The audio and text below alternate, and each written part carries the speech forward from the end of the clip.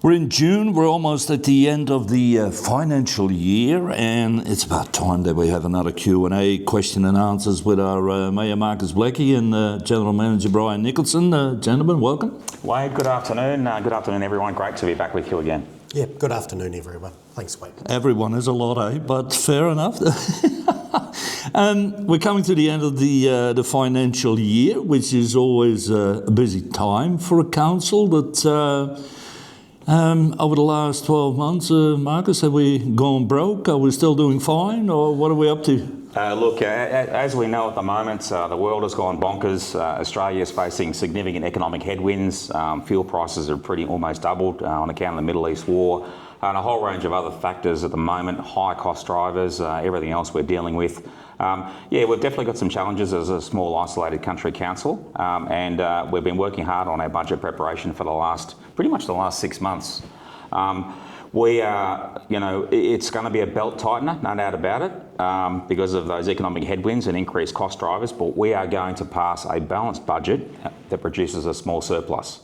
Unlike our country, we're currently running a $10 billion deficit, and unlike our state, currently running a $600 million deficit, we have a discipline and we worked hard. We've gotten our spending under control, and we've turned over a heap of operating efficiencies to deliver a balanced budget. So, and for every council, big or small, rich or poor, there comes a couple of financial years where you literally have to stop building new things and just consolidate and maintain what you've already got. Consolidate and then go forward again. So that's where we are heading into next financial year. That's the challenges that's been before us as a council, to turn over the whole organisation to produce a balanced budget. I'm very impressed that we've done it. You'll find out the details about that in 2 weeks' time. Our net worth now as a council has risen to $105 million. We'll be passing a budget in the ballpark of $11 million. We'll remain very low debt, and we'll aim to keep our rates and fees and charge increases to a minimum as possible, given the current economic challenges. Now, with a balanced budget, of course, the easiest question is straight away, are you going to push up the rates with 40 or 50%? What is a balanced budget? No, a balanced budget, I mean, and again, look, we are, and we'll certainly be honest and upfront about it. You'll find out the details in a few weeks' time. We do have to increase rates this year by a little bit more than we would have liked to. But we've kept it as low as possible through our organisational discipline, getting our own spending under control. I follow another council, I won't mention. They passed their budget on Monday. They put up their rates by 9.72% next financial year. Ku-ring-gai Council in Sydney, they're making headlines at the moment because they're putting up their rates next year by 29%. And there are some other shockers as well around the country that is already making headlines. Are we sitting under 3%? No, if only. I mean, look, inflation at the moment in Australia is 4.6 and climbing. Cost increases, are above that, definitely over the 5 mark. So you'll find out in a few weeks' time. But again, we've done our best to meet our ratepayers halfway. We've kept it as low as possible, haven't we? Yeah, and if I can just add to that, we are looking at a moderate rates increase, but to ensure that we stay within that moderate range, Council itself has looked for efficiencies. So I've had the management team go and find around $1.3 million worth of savings. So the budget that we're presenting to the public in a couple of weeks, although there will be a moderate rates increase, Council has again cut its cloth, and we've had to do that to keep the rates impact on our community as low as possible. And I've mentioned this in a few of our council workshops, this budget is about keeping our lights on. And as Marcus touched on, it's not about building new things, but it's ensuring that from our point of view, there's a reduction in our spending, there's a reduction in the budgets based on the factors of what we need to continue. But we're having to make sacrifices to ensure that the community isn't hit with a 30-40% rates increase. And talking to some of my peers and other councils, every council's struggling at the moment to keep their rates down low. But I think as a council, through the Mayor and our elected members and staff, we've come up with a very good budget that's sensible and sustainable. No, sorry, meeting halfway, so that would normally mean it should have been 10% increase and it's now going to be 5 then, or?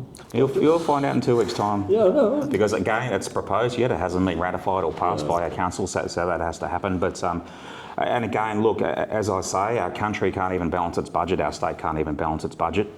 We shouldn't use them as an example. Well, I'm just saying, we as a small country council, it ain't rocket science. If you're disciplined enough and you get your house in order enough, it can be achieved. And that in itself should give our community confidence that we're keeping our house in order, we're running our organisation sustainably and responsibly. Every brass razoo we get is cherished and spent properly on the community, and we're not wasting or squandering resources. And we hope that kind of financial discipline in tough times sets an example to all and gives businesses and industry and investors confidence that King Island, we can be a beacon for the rest of the state and the country by the way we conduct ourselves and the way we manage our organisation. You talk about consolidating, which is important, of course, Bryan. Over the last 12 months, a lot of money has been spent on roads, resealing and improvement. With all that resealing and work done on our roads, which is important, of course, be it bitumen road or a gravel road, have we got any guarantee of the lasting of that sort of work? Because you can spend an X amount of money, but can we say, well, those roads are now good for the next 4 or 5 years? Next year we don't have to spend as much, or? Yeah, the challenge with roading budgets is that we repair, maintain roads on a cycle sort of basis.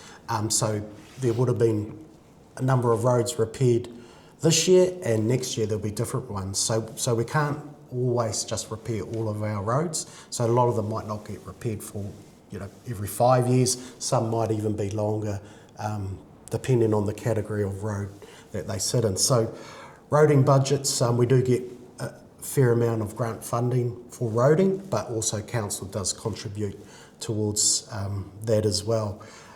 But what you'll see in this annual plan is that we've been very transparent about where the spending has gone. So council spends in terms of infrastructure alone, which includes our critical infrastructure of the airport and our roads and other critical assets, over 50% of the budget. So we're looking at 50 to 60% of our budget is just on infrastructure, which is roads. So we talk about the expense of the airport, which is very expensive, but roading is the island's number one actual cost in terms of what we spend as a council. So we'd always like more funding for roadings. We want to make safety improvements.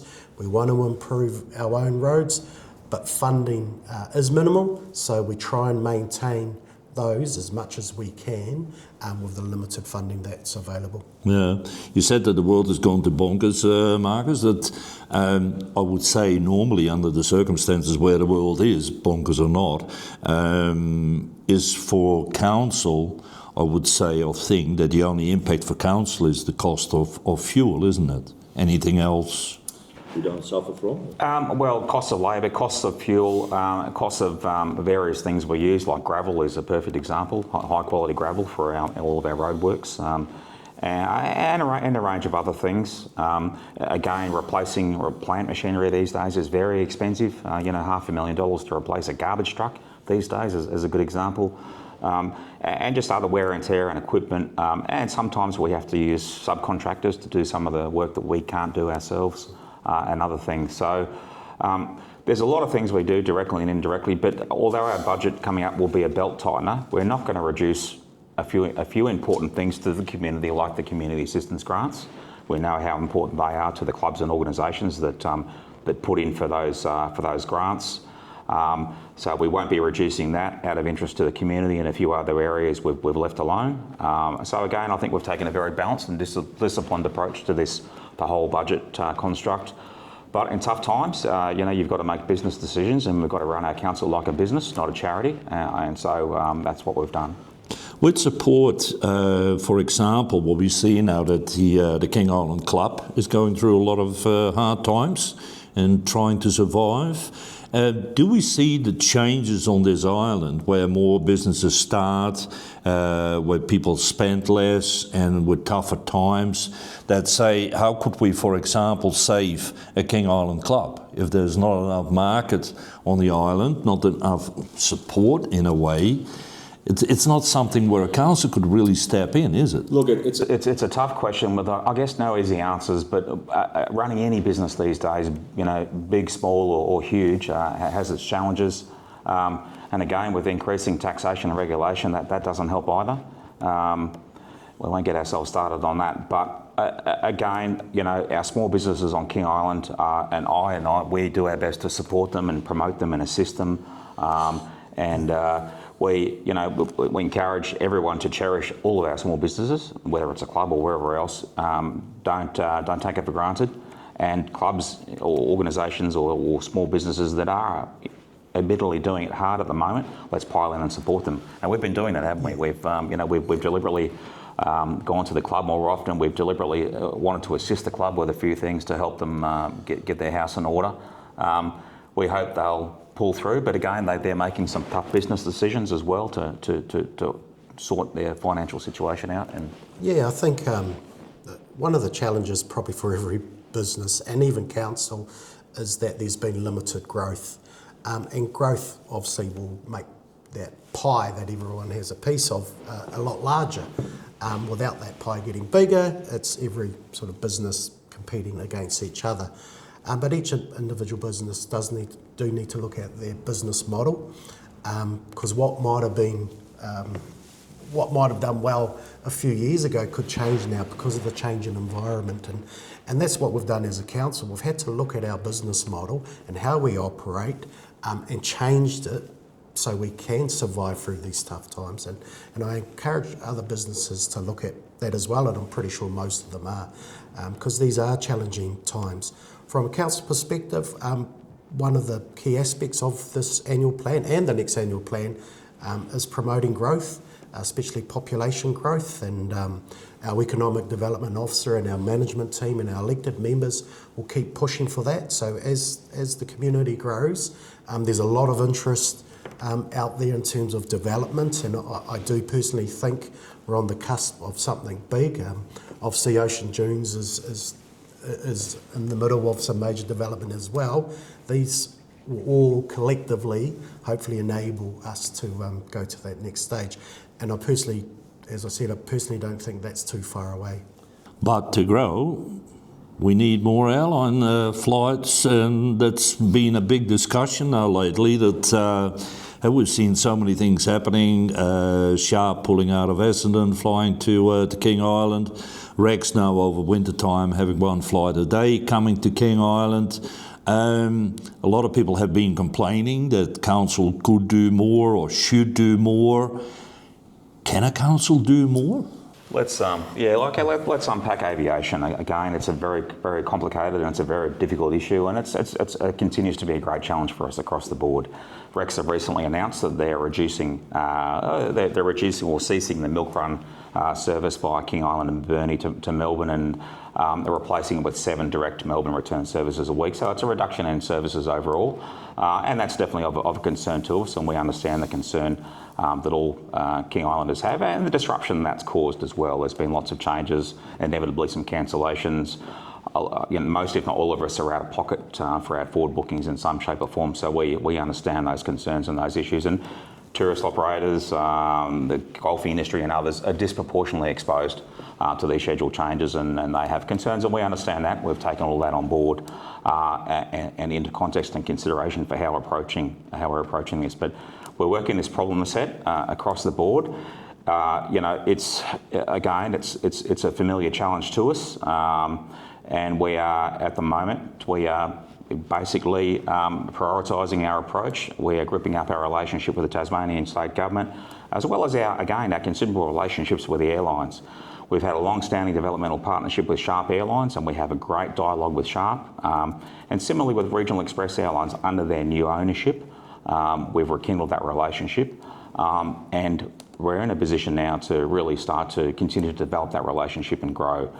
But yes, although these changes have caused disruption, and you're right, the cessation of the Sharp service from Essendon is of concern, we're working on all those things at the moment. We're cautiously optimistic of some good outcomes, but it sounds, again, once you understand the situation writ large, it's a step back, I guess, for us to then go forward again, but hopefully on a stronger foundation with Sharp and Rex for growth. Realistically, by the end of the day, as a council, you can make governments aware, you can express your worries and your concerns.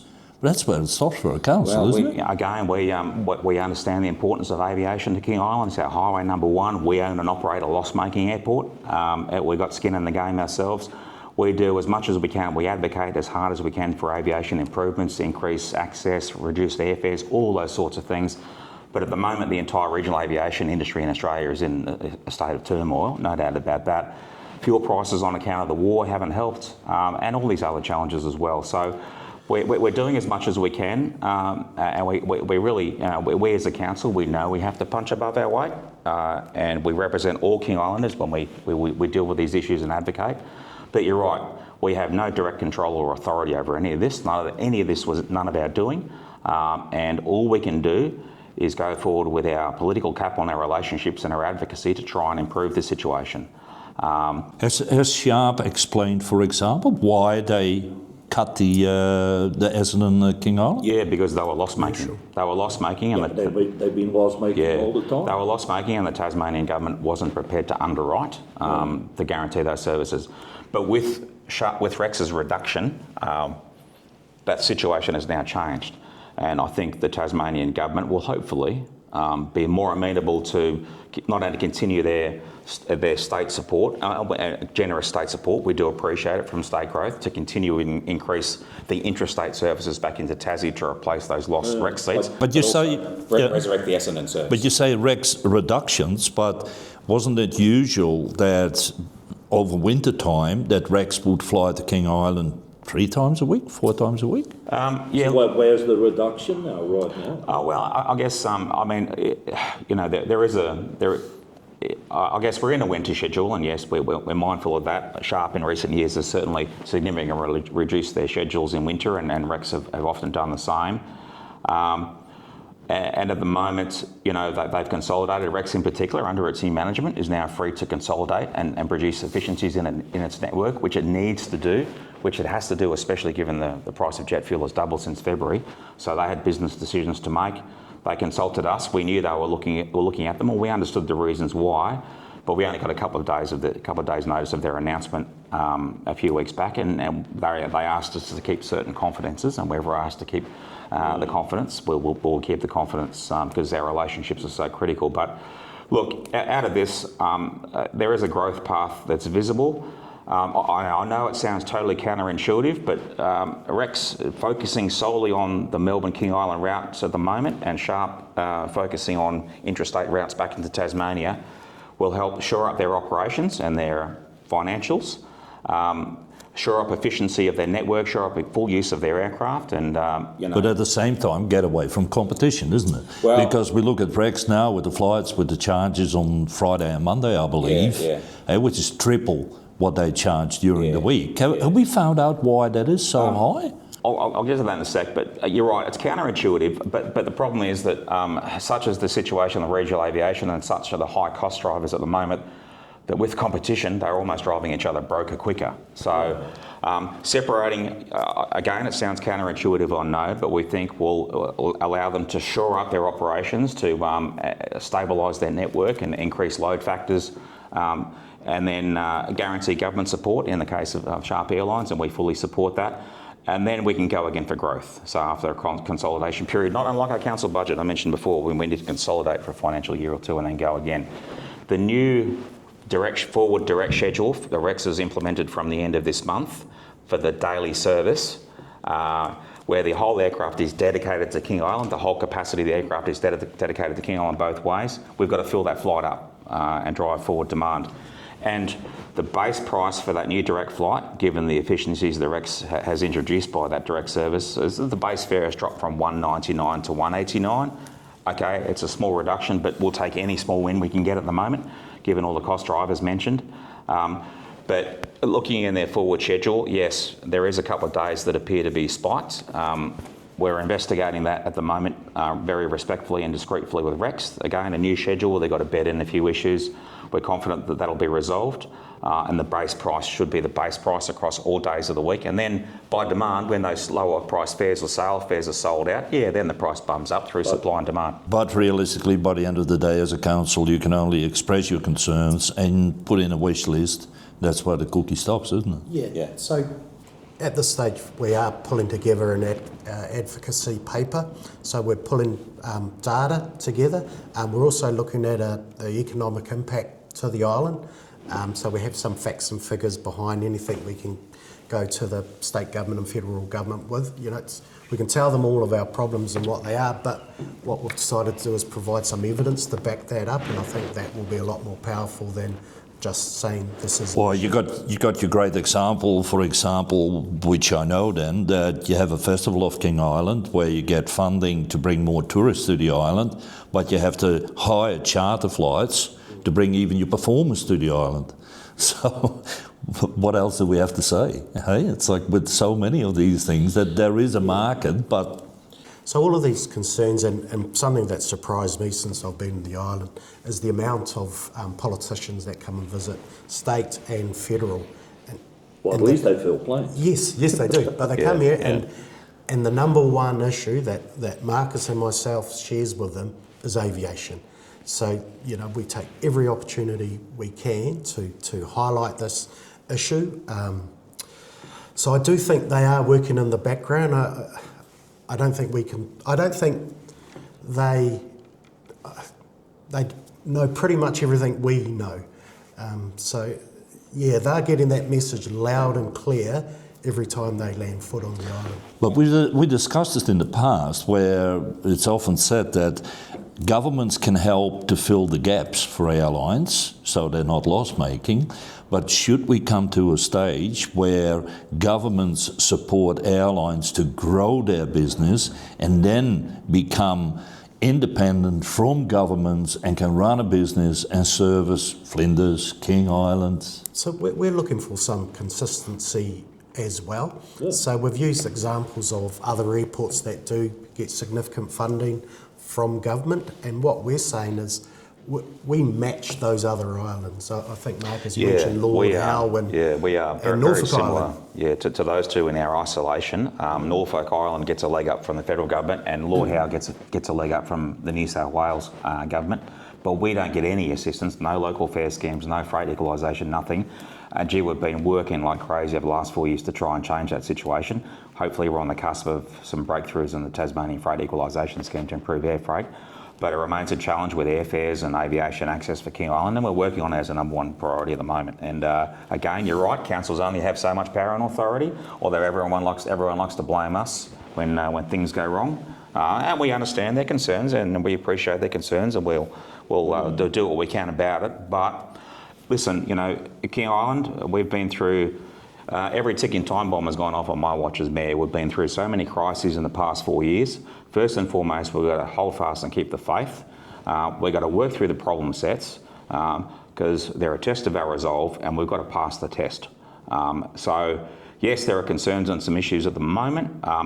Global factors and national economic factors are a big part of that. It's totally out of our control. And let's grip ourselves up as a community, and let's move forward as united front to try and improve the situation bit by bit. And it's going to be bit by bit. We're laying a new foundation to grow again. It's going to take a little while, and we're going to have to work on it. And again, anything 2026 is the year where things are cooking off in the world. Who knows what's going to happen? I thank God every day we're down here in the Southern Hemisphere in Tasmania. We're not without our challenges, but we're still blessed to live on King Island. It's still an incredible place to live, and so again, we've got to keep things in perspective, and we've got to work through, like we did with the cheese factory, like we did with the drought, like we did with all these other issues. We've got to keep our wigs on, and we've got to work through these issues together. I remember, Bryan, that during our first interview earlier in the year, you were talking about, like with many councils, asset rich and cash strapped. I believe that the Hydro building was offered to the council by Hydro, the old building here in town. Was it because of that council said we do not want that building? We don't want to take that on because that's another asset? Yeah, I think largely. We've still got to work out what we're doing with our current property portfolio. We are going through a land rationalisation project where we're looking at what we need now and into the future, looking at what's surplus. So we want to be strategic in terms of our investment into our property. If we take on another property, are we left with something else we're going to have to invest in, to maintain, etc.?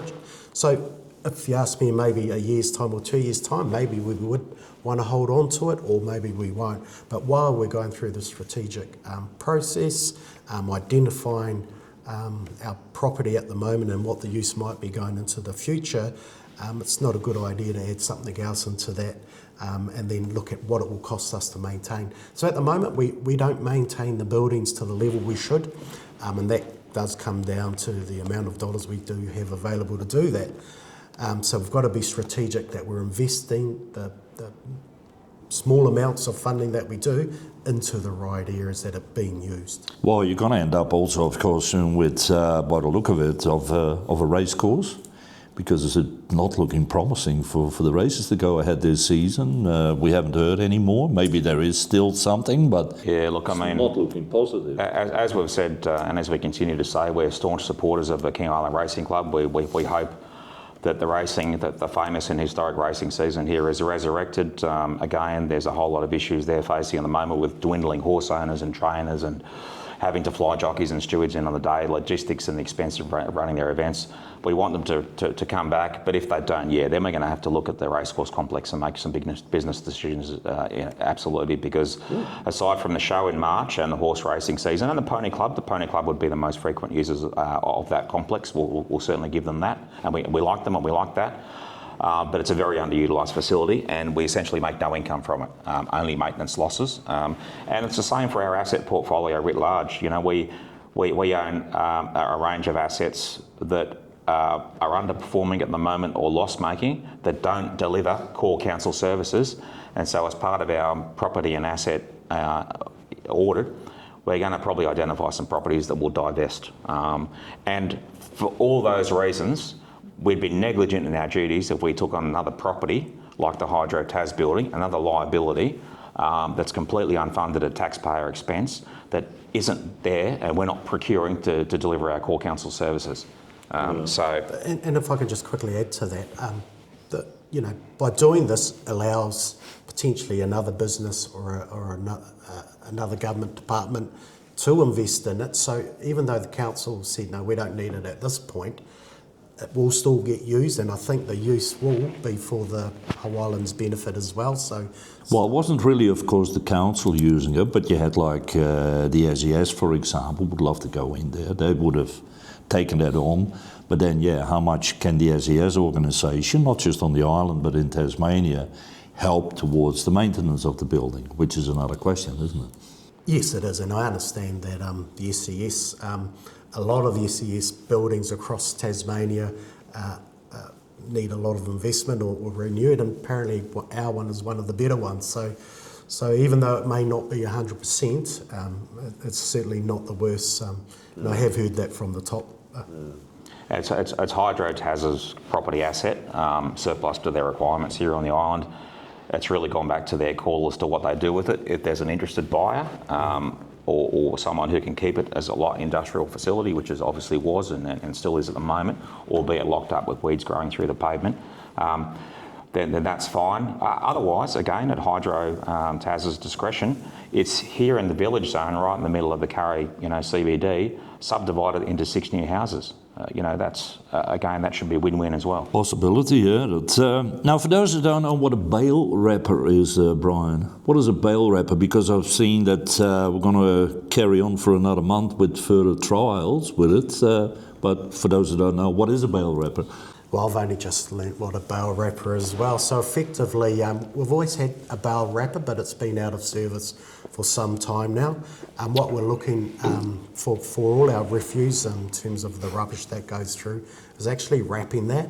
And that contains our rubbish and our waste a lot better than what it is at the moment. What makes it better than what we do now? Well, it provides us, it's tidier, because so you're not having potential rubbish blowing around at Purina.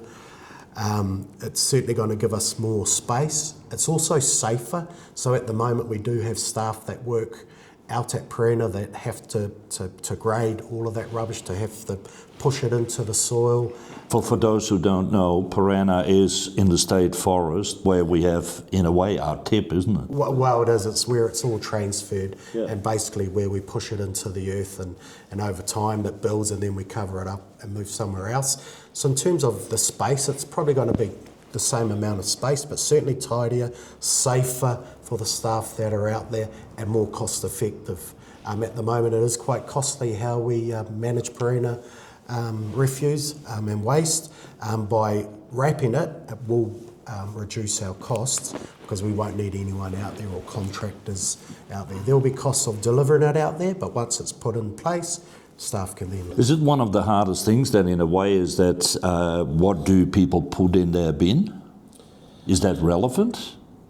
As in for the wrapping, that you can't throw just whatever in the bin what you feel like, that in your home bin? Yeah, well, I mean, people should always be cautious what they are putting in their bins. There's certain waste products that we don't want put in bins, that they need to come and talk to us about. Another one, we don't want dead animals chucked into people's bins as well. But general waste, there's no real concerns on what general waste you put in there. We'll be able to get wrapped. We do want people to recycle as well. So we'll be looking at improving our recycling for cardboard and other recyclables, and as we get better at that, it will also minimise the amount that are going into Purina, and shortly we will have the briquettes, where hopefully that will be good for the island, where we're actually starting to burn off as a fuel a lot of our cardboards.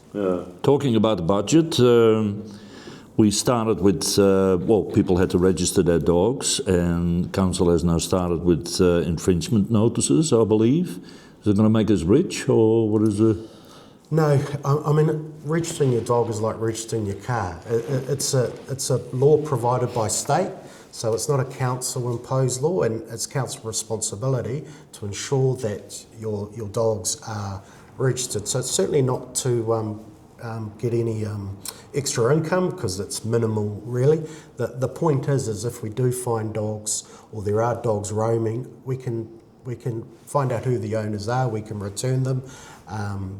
If a dog does attack someone in public and we apprehend the dog, we can then be able to investigate and find out who the owner is, and take any action that we deem necessary for that. So it is a legal requirement. We don't want to be issuing infringements, and in fact I think we started issuing over 100 infringements just to get people aware that you need to register your dogs, and there is penalties if you don't. We've had an awesome response to that. The response to our what do we call it, the initial...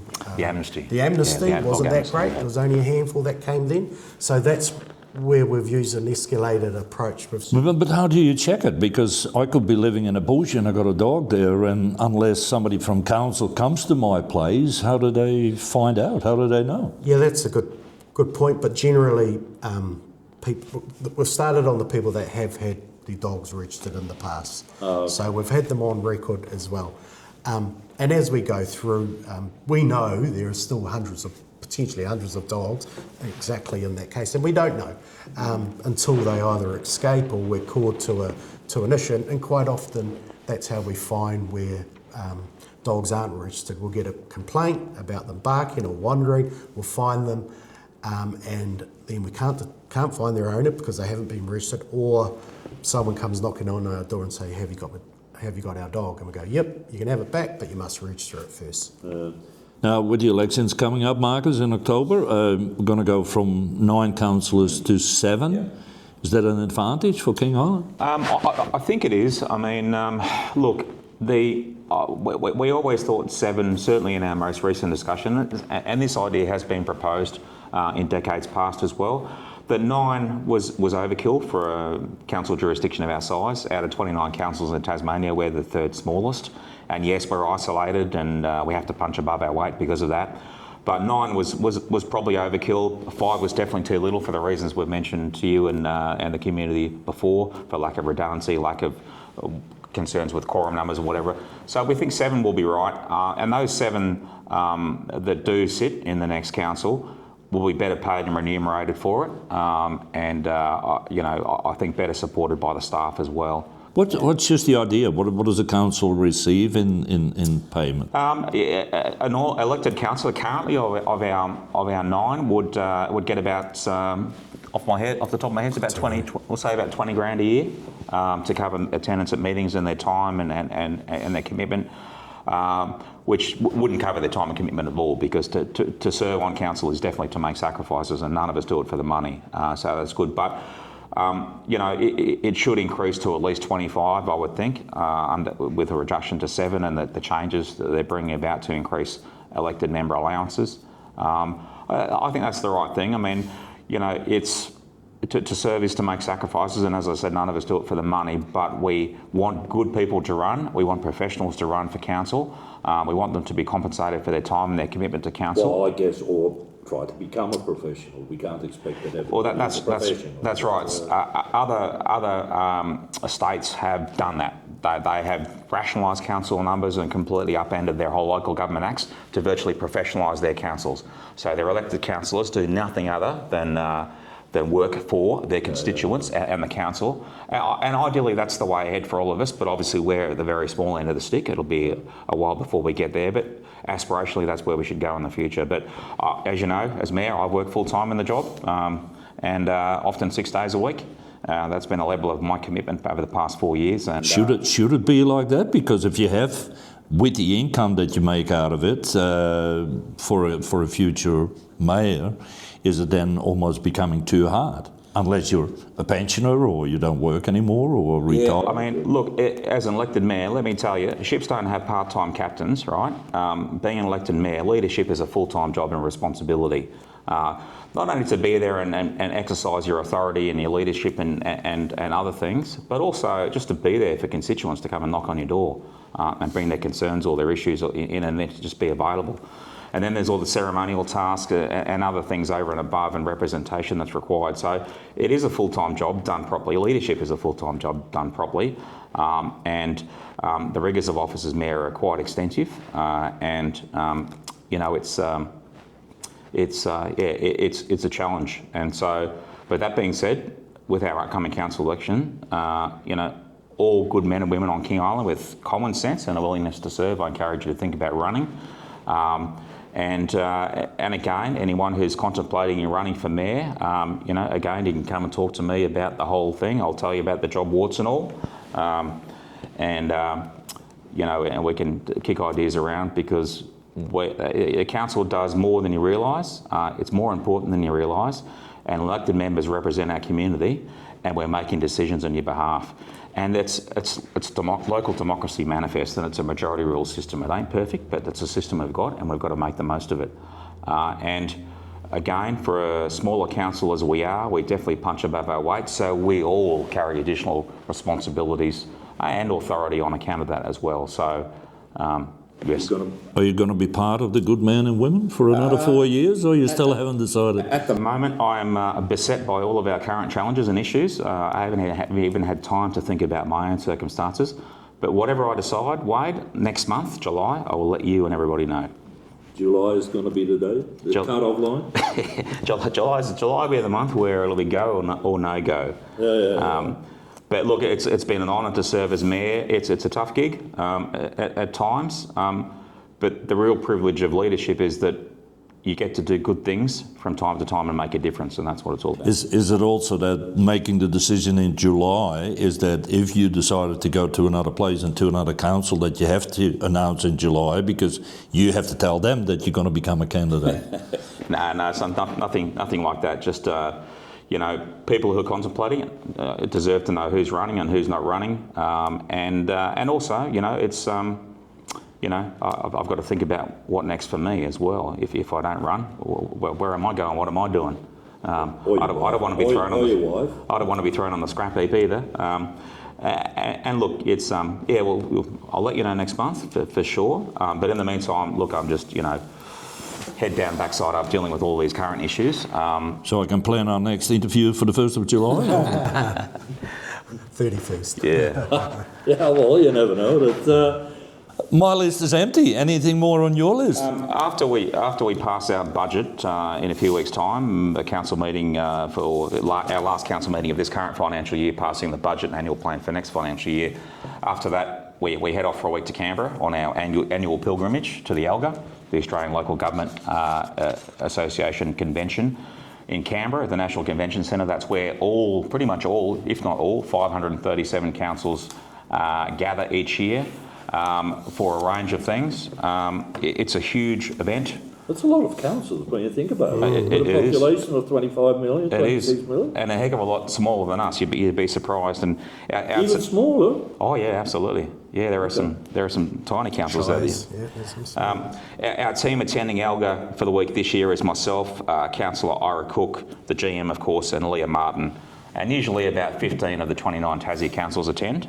It's good. It's a huge event, as I said, with all of Australian councils there, usually with the PM and the federal cabinet.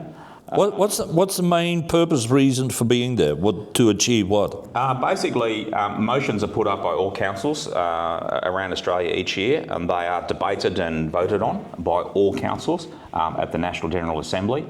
And that's interesting because council and rural and country councils outnumber city and suburban councils, so that's always pretty interesting. If city or suburban councils put up rubbish that the country doesn't like, we whale them with our numbers. Similarly, if we put up things that the cities and suburbs don't like, we still whale them with our numbers. So it's pretty cool and it's good to see. But it's voting on and debating those motions that are put up around the council for changes to government policy, all manner of things. Debated and decided upon. We hear of guest speakers from the Federal Minister for Local Government through often to the Prime Minister, the Treasurer, other members, a whole range of specialist guest speakers, previous experts or former Lord Mayors or whatever. We hear about demographics. There's a whole lot of stuff happening on various levels and in syndicate groups. And on the side there's a trade show. And this trade show has everything from new rubbish trucks to street sweepers to... King Island cheese or King Island beef. No, unfortunately. It'll be AI products this year. I'm thinking. Yeah. There's and so the trade show is interesting in itself because there's as a council in there, you can go and get everything from a bank loan to a new rubbish truck to everything in between. And so it's an interesting sideshow in itself, and just the networking as well. There are some great characters, not only in our state but around the country, who are mayors and members from other councils. We kind of know each other quite well. Enjoy catching up with them. And just the spin-off functions and networking functions that happen as well. So that's really good. And every council has one vote in Australia, so it levels the playing field. It's really, really good to see. Anything on your list, Bryan? Or? No, the only thing I would add is, as Marcus has mentioned, we adopt the annual plan in a couple of weeks. I encourage everyone to read the annual plan document. They're usually quite boring, Yeah, we've tried to change that up a little bit, and we've been very transparent. So we've tried to show exactly why we've increased the rates, why and where the money, the funding goes to. So, it's a lot different to the previous documents. There's a lot more sort of dashboards and graphs and stuff to actually show and hopefully answer a lot of the questions that the community will have. So I really encourage everyone to read the document. And can we just finish with try and finish on a couple of positives? Yes, we've got... I think we've been pretty positive so far. Yes, we've got some challenges. Okay, we don't know yet if we're going to have Marcus Blackie as mayor, but fair enough. Someone better might come along. You never know, but go ahead. Yes, we've got our challenges at the moment, but again, because we're a diverse economy here on King Island, diverse community, there's always some good news out there. Beef prices remain high at the moment. And look at our pasture at the moment. It's very lush. Beef prices are high. My own water tanks, as of this morning, are overflowing. That's always a good sign, good omen. So, maybe it's not a good sign. Your tanks aren't big enough. So that's right. You never have enough water. They need another tank. I think, and I hope, and certainly those I've spoken to have said that this year is going to be a great year for beef on King Island and for King Island, for Tasmania, and for export beef for Australia. So that's great. Good news. We'll take that. And tungsten prices, they're in record territory at the moment. You a shareholder? No, I'm not. No. They're in record territory at the moment with very high global demand. So that bodes well for the Grassy tungsten mine. It bodes well indirectly for all of us that will benefit from that, help them get their business back on track there and everything else. And so they're looming to be, if we have other industries, of course, this year that might have challenges for various reasons. At this stage, we're looking to have a really good beef year and a really good tungsten year. So fingers crossed that'll be the case. We'll, again, as a diverse economy and as a community, we'll crack on with it and we'll all benefit directly or indirectly from those. So the world is going to bonkers, except for King Island. Well, again, we'll keep the faith. We'll keep at it. We won't, and we never surrender here. We don't surrender or admit defeat. We'll fight our challenges. But yeah, we're blessed to live here, as I often do when I give a speech at our events. I'll go through and give our list of bragging rights, which is pretty popular, and remind everyone that we are blessed with so much here on King Island in spite of our challenges and in spite of high cost of living and other things. And we've got to keep things in perspective. And at this point in time, with the world the way it is in our country and the way it is, I wouldn't rather be anywhere else. And I know most King Islanders think the same. Thank you very much for your time, gentlemen. Thank you. Thank you, Wade.